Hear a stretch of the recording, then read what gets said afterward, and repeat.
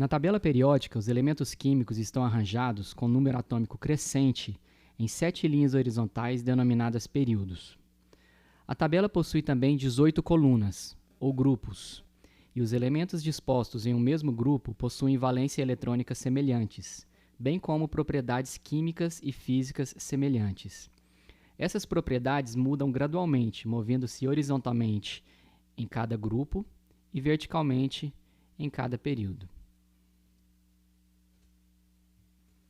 Os elementos posicionados no grupo 0, o grupo mais à direita da tabela periódica, representado pela cor azul, são os gases inertes, que possuem orbitais de valência preenchidos e configurações eletrônicas estáveis. O neônio, por exemplo, com o número atômico 10, pode ser preenchido da seguinte forma.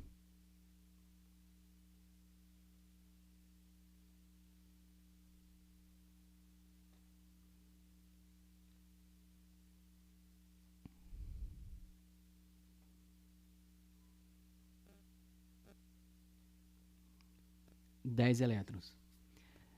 Veja então que o orbital de valência do neônio, que é o orbital 2p, ele está completamente preenchido. Os elementos dos grupos 7a e 6a possuem deficiência de 1 e 2 elétrons no orbital de valência, respectivamente. Os elementos desses grupos recebem elétrons com bastante facilidade, ou seja, são elementos muito eletronegativos, de forma a preencher totalmente o orbital de valência. Por exemplo, o flúor possui número atômico 9. Então, o preenchimento dos orbitais do flúor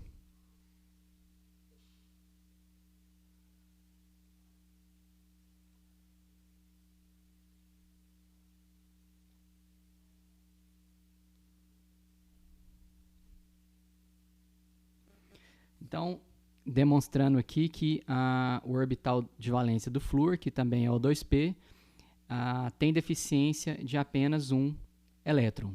No caso do oxigênio, que tem número atômico 8, 1 a menos do que o flúor,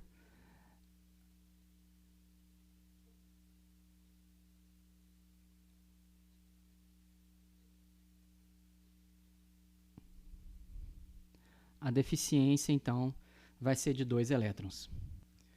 Os grupos 1A e 2A são os grupos dos metais alcalinos e metais alcalinos terrosos. Eles possuem, respectivamente, apenas 1 e 2 elétrons no orbital de valência. Então, por exemplo, o sódio possui a estrutura eletrônica do neônio, complementada por 1 elétron no orbital 3s. No caso do magnésio, que faz parte do grupo dos metais alcalinos terrosos, ele vai possuir a estrutura do neônio também, né, com 2 elétrons no orbital 3s. Esses elementos são doadores de elétrons em potencial, ou seja, são elementos muito eletropositivos, ou então pouco eletronegativos. Veremos mais adiante que esses dois grupos doam elétrons para elementos dos grupos 6A e 7A, formando moléculas iônicas. Os elementos nos 3 longos períodos, que são os grupos que vai do grupo 3b até o grupo 2b, são denominados metais de transição. Elementos desses grupos possuem os orbitais d parcialmente preenchidos. Em alguns casos, podem também possuir 1 ou 2 elétrons em uma camada mais energética. Metais de transição podem apresentar características interessantes, como paramagnetismo, ferromagnetismo e propriedades catalíticas. As propriedades físicas e químicas dos materiais podem ser melhor compreendidas através do entendimento das diversas forças que mantêm os átomos juntos. Considere 2 átomos separados por uma distância infinitesimalmente longa, com raio com uma distância r. Na medida que esses átomos se aproximam um do outro,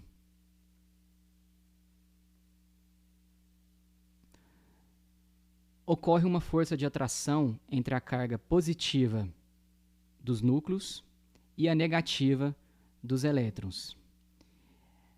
Essa força de atração aumenta,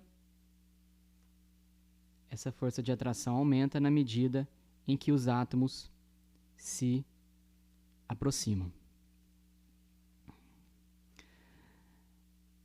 Considerando que a energia potencial desse par de átomos é dado pela integral da força exercida entre eles vezes a distância interatômica, que é negativa, pois os átomos estão se aproximando um do outro, então a energia potencial, na medida que a força aumenta, a força de atração aumenta com a aproximação, a energia potencial então diminui com a aproximação.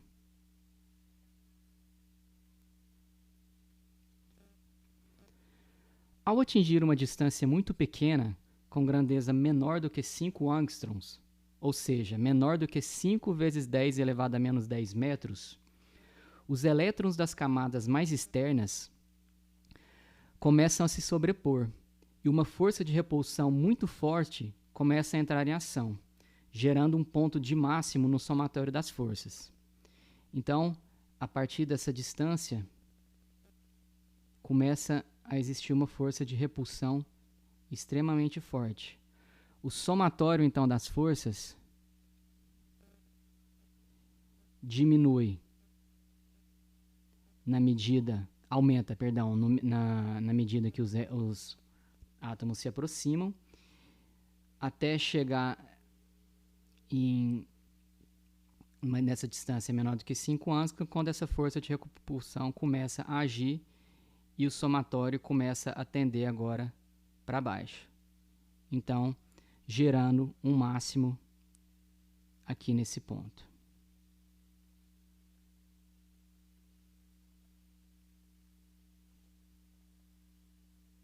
Devido à ação da força de repulsão, a energia potencial começa a aumentar com a diminuição da distância interatômica.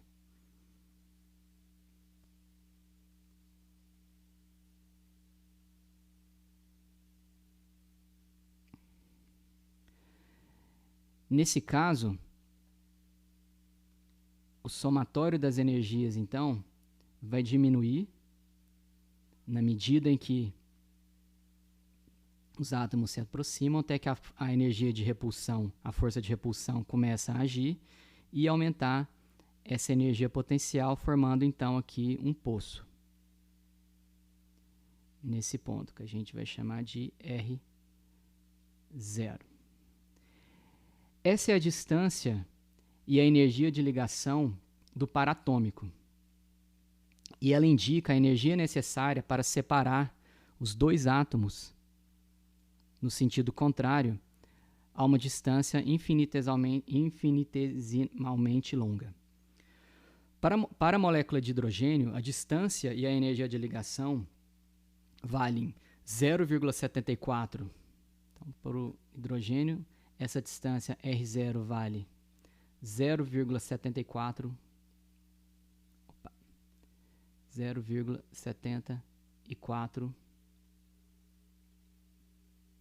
angstroms. Existem dois grandes tipos de ligação. As primárias, que são caracterizadas por interações químicas fortes, e as secundárias, que são caracterizadas por interações físicas mais fracas. Como visto anteriormente, os átomos de um elemento metálico, situados na extrema esquerda da tabela periódica, cedem facilmente seus elétrons de valência. Por outro lado, os átomos não metálicos, que são situados na direita da tabela periódica, tendem a receber elétrons de forma a preencher seus orbitais de valência. Na ligação iônica, todos os átomos adquirem configurações estáveis e, além disso, passam a possuir uma carga elétrica, isto é, eles se tornam íons. O cloreto de sódio, ou NaCl, é o composto iônico clássico. Por exemplo, o sódio, que, como visto anteriormente, possui número atômico 11, então, preenchendo aqui os elétrons do sódio, 2, 3, 4, 5, 6, 7, 8, 9, 10, 11. O sódio, então, pode doar o seu único elétron aqui da camada de valência para o cloro. O cloro, que por sua vez possui número atômico 17,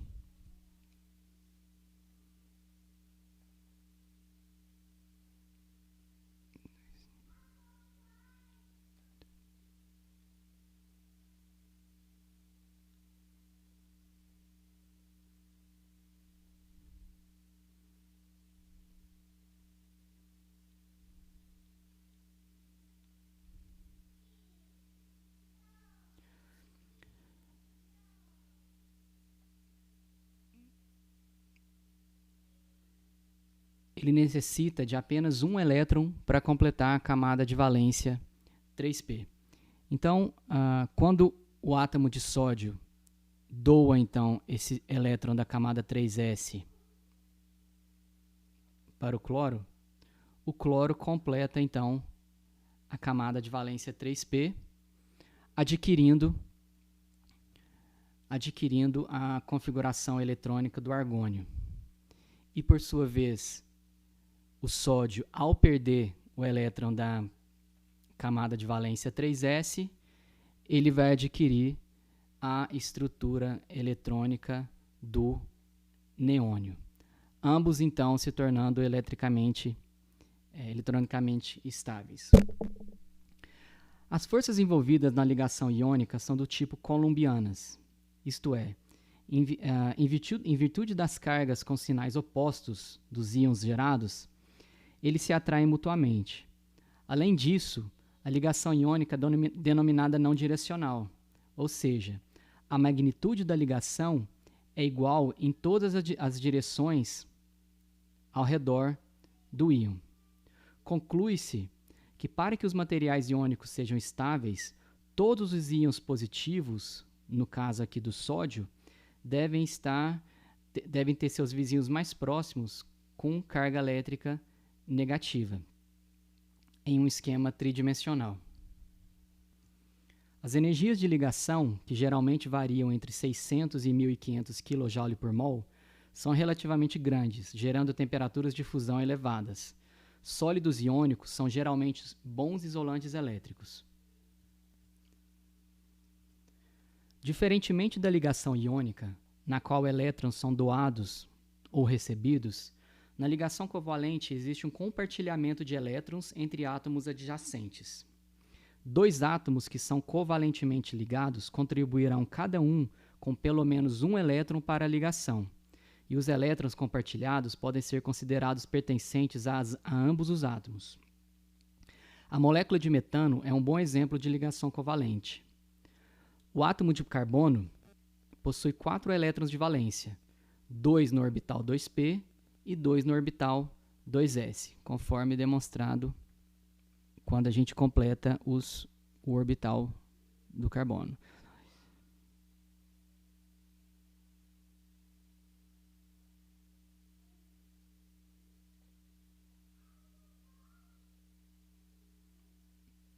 Então, 4 elétrons de valência, 2 no orbital 2p e 2 no orbital 2s.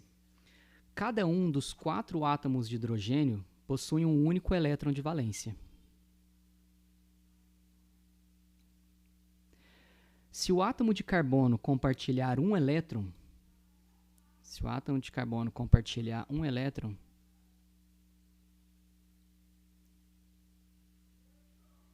com o átomo de hidrogênio, o átomo de hidrogênio pode adquirir uma configuração estável igual à do hélio. Agora, nesse caso, então, o átomo de carbono com 1, 2, 3, 4 elétrons de valência. cada hidrogênio com um elétron de valência. Então, um para este, um para este, um para este e um para esse. Dessa forma, como vai gerar um compartilhamento, esse elétron do hidrogênio vai ser compartilhado aqui com o carbono. E também dos outros 3 átomos de hidrogênio remanescentes.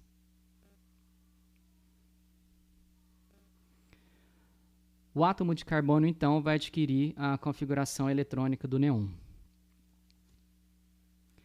Diferentemente da ligação iônica, que é não direcional, ou seja,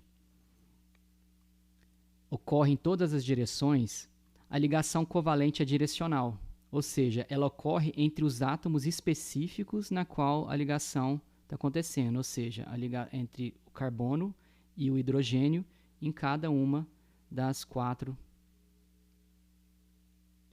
direções. Elementos metálicos possuem 1, 2 ou no máximo 3 elétrons de valência. Em uma ligação metálica, os elétrons de valência não estão ligados a nenhum átomo em particular e são mais ou menos livres para flutuar por todo o metal, formando então um mar de elétrons ou uma nuvem de elétrons. Os elétrons restantes, que não fazem parte dos orbitais de valência e os núcleos atômicos, formam o chamado núcleo de íons. Cada núcleo de íon possui carga líquida positiva igual à carga total de elétrons de valência dividida pelo número de átomos. O mar de elétrons protege os núcleos de íons da repulsão mútua, pois como cada núcleo possui carga positiva, cada um exerce uma força eletrostática de repulsão sobre os vizinhos. Assim, o mar de elétrons tem caráter não direcional e funciona mais ou menos como uma cola, mantendo então os núcleos unidos. Alguns comportamentos gerais dos vários tipos de materiais podem ser explicados pelo tipo de ligação. Por exemplo, os metais são bons condutores de eletricidade e calor, como consequência dos elétrons livres na nuvem de elétrons. Em contraste, materiais iônicos e covalentes, devido à ausência de um grande número de elétrons livres, são geralmente isolantes elétricos e térmicos.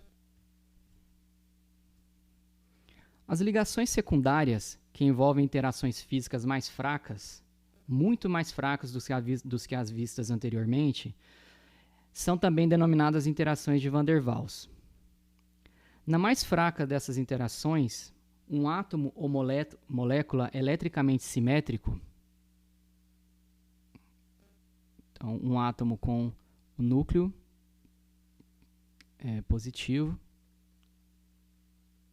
e uma nuvem de elétrons eletricamente simétrica, pode sofrer a ação de uma força externa que induza ao deslocamento de cargas.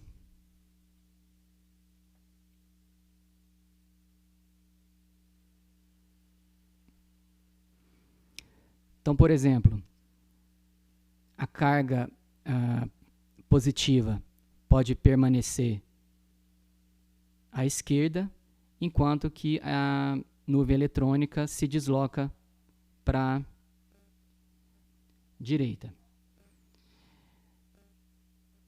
Isso aqui seria, então, um dipolo induzido. E esse dipolo induzido pode também induzir o deslocamento de cargas em um átomo vizinho.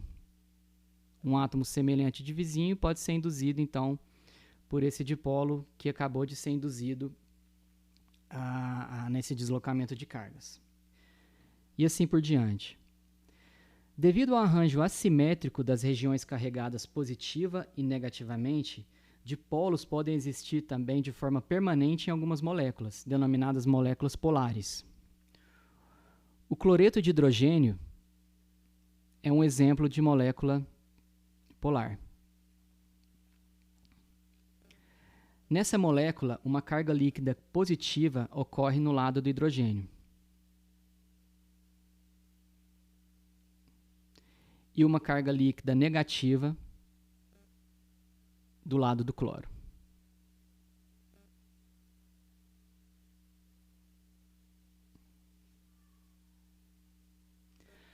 O HCl pode induzir dipolos em moléculas apolares adjacentes. Então, nesse caso, tendo aqui uma molécula apolar, ou um átomo apolar adjacente, a aproximação desse átomo ou dessa molécula no ácido clorídrico pode induzir a uma formação de um dipolo.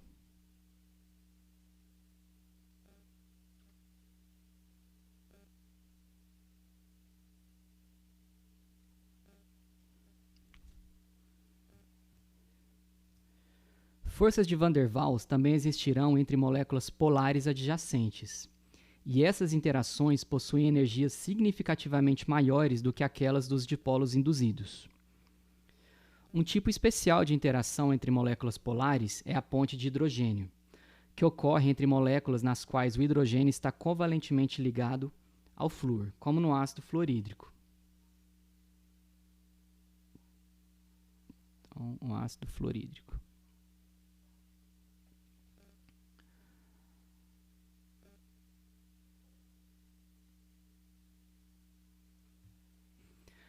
A interação ocorre também quando o hidrogênio está covalentemente ligado ao oxigênio e também ao nitrogênio. Aqui no ácido, aqui na ligação covalente entre o hidrogênio e o flúor, a gente tem o próprio ácido fluorídrico. Uma ligação hidrogênio e oxigênio tem o exemplo da água. E na ligação hidrogênio e nitrogênio tem o exemplo da amônia. Em cada ligação HF, HO ou HN, um único elétron do átomo de hidrogênio é compartilhado com outro átomo em uma ligação covalente. Assim, a extremidade do lado do átomo de hidrogênio se torna essencialmente um próton, carregado positivamente, como exemplificado para o ácido fluorídrico. Então, o hidrogênio e aqui o flúor.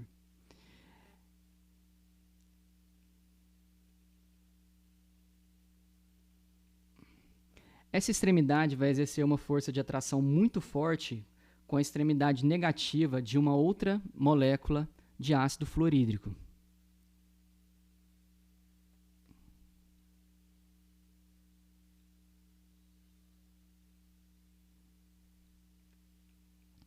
Em essência, a extremidade do hidrogênio, essa extremidade do hidrogênio, vai formar uma ponte entre os dois átomos de flúor carregados negativamente. E daí o nome ponte de hidrogênio.